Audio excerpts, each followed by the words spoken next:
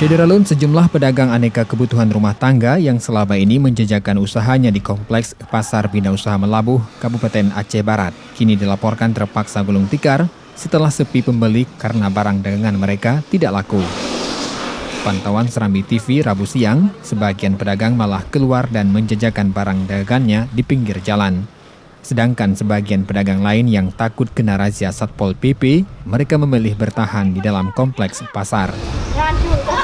Sejumlah pedagang berharap pihak terkait segera mengambil solusi terbaik sehingga mereka tak terus dirugikan akibat sepi pembeli yang dikarenakan banyaknya pedagang yang berjualan di luar kompleks pasar.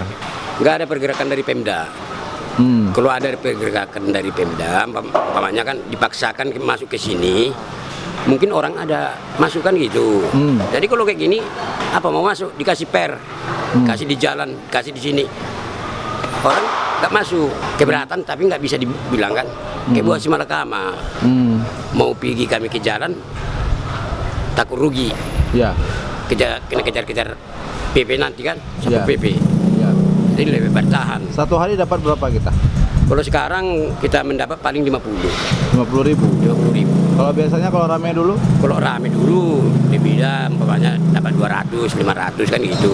Jadi kalau sekarang nggak bisa lagi. Makan aja, alhamdulillah. Dari Melabuh, Didi Iskandar, Serambi On TV.